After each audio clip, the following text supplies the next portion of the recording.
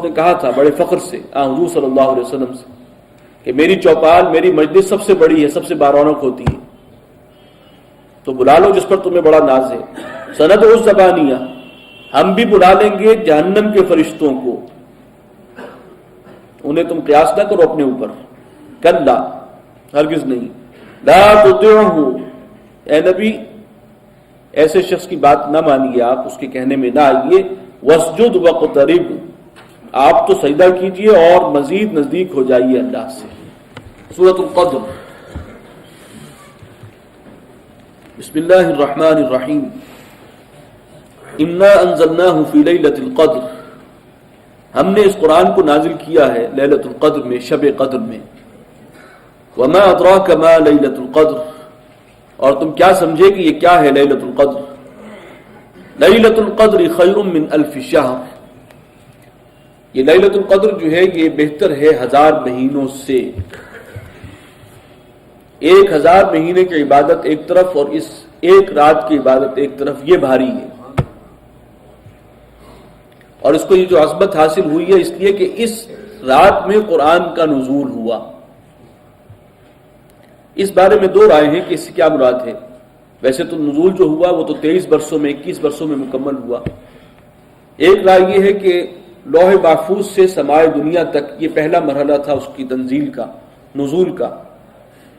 پورا قرآن جو ہے اتارا گیا ہے سماع دنیا تک، سب سے نزدیکی آسمان تک، جہاں سے پھر حضرت جبرائیل جو ہیں وہ لے کر آتے رہے جستا جستا۔ تو یہ اس رات میں ہوا۔ اور ایک رائے یہ ہے کہ جس رات حضور صلی اللہ علیہ وسلم پر جو پہلی وحی آئی ہے شاید یہ اس کی طرف اشارہ ہے، واللہ اعلم۔ لیکن بہرکیف اس کی نسبت جو ہے اس رات کی عظمت اس قرآن کی وجہ سے۔ تنزل الملائکۃ والروح فیہا باذن ربہم من کل امر، نازل ہوتے ہیں اترتے ہیں فرشتے بھی اور روح بھی، یعنی جبرائیل روح القدس، اس رات میں اپنے رب کے حکم سے، من کل امر، ہر قسم کے احکامات لے کر۔ یہی وہ رات ہے جس کے بارے میں سورہ دخان میں فرمایا گیا تھا فیہا یفرق کل امر حکیم، یعنی قضاء و قدر سے متعلق جو اہم فیصلے ہیں، سال بھر کے فیصلے، وہ اس رات میں طے ہو جاتے ہیں۔ اس کے بعد اس کی ایگزیکیوشن ہے، اس کے مطابق جو بھی ٹائم ٹیبل اس وقت طے ہوتا ہے وہ پھر سال بھر میں ہوتا ہے۔ تو یہ ہے اس لیلۃ القدر میں جو یہ کام، اہم کام ہے جو سر انجام دیا جا رہا ہے۔ سلام، یہ رات سراسر سلامتی ہے، ہی حتی مطلع الفجر، اور یہ کیفیت جاری رہتی ہے طلوع فجر تک۔ سورۃ البینہ، بسم اللہ الرحمن الرحیم۔ لم يكن الذين كفروا من اهل الكتاب والمشركين منفكين حتى تأتيهم البینہ۔ ابھی تک ہم نے جو صورتیں پڑھی تھی وہ سب مکی صورتیں ہیں، لیکن اس صورت کے بارے میں یہ ہے کہ یہ مدنی ہے۔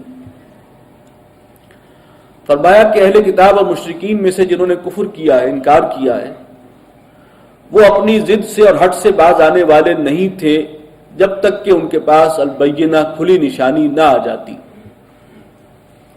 کفار ہیں وہ سمجھ رہے ہیں کہ ہم راہ حق پر ہیں، اہل کتاب ہیں وہ اپنی ضد میں ہیں کہ ہم صحیح ہیں، ہم صراط مستقیم پر گامزن ہیں۔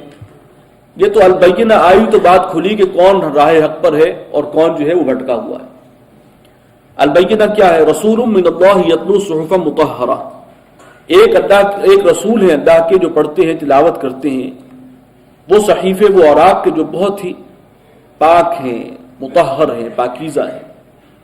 فیہا کتب قیمہ، اور ان کے اندر صاف احکامات ہیں جو درج ہیں، اللہ کے احکامات ہیں، شریعت کی تعلیم ہے۔ یہ ہے البینہ، رسول جو قرآن پڑھتا ہوا آتا ہے، اس کے ذریعے بات واضح ہوتی ہے، رسول اور قرآن مل کر البینہ بنے۔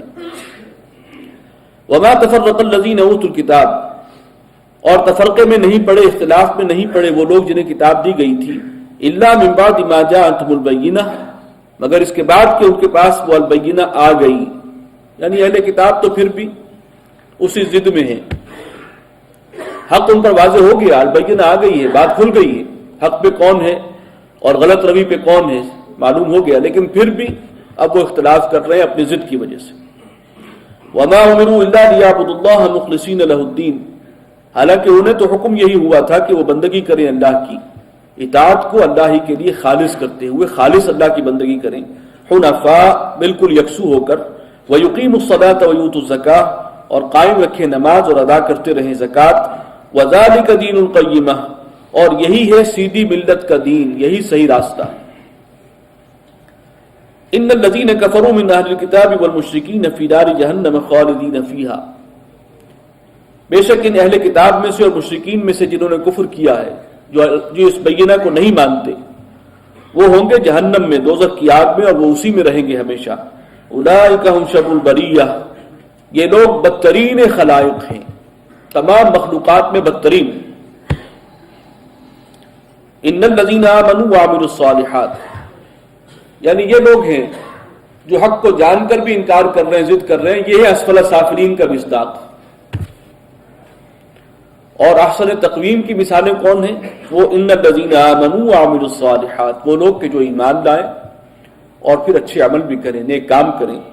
اولئک هم خیر البریہ، یہ ہیں بہترین خلائق، تمام مخلوقات میں بہتر۔ جزاؤہم عند ربہم جنات عدن تجری من تحتها الانہار، ان کا بدلہ ہے ان کے رب کے پاس وہ باغات جن کے دامن میں، اور باغات بھی ہمیشگی کے ہیں جن کے دامن میں ندیاں اور چشمے رواں ہوں گے، خالدین فیہا ابدا، رہیں گے اس میں ہمیشہ ہمیش۔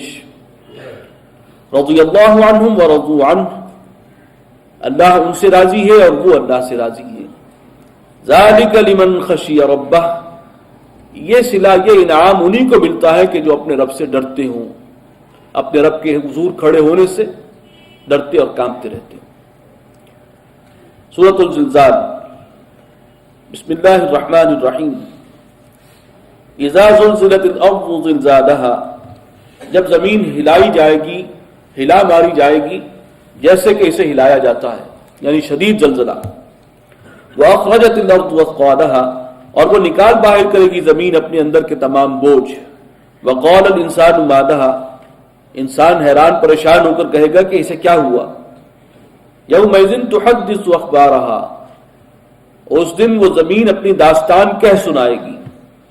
وَأَنَّ رَبَّكَ أَوْحَىٰ، اس لیے کہ تیرے رب نے اسے اس بات کا حکم دیا ہے، وہ اس حکم کی تعمیل کر رہی ہے۔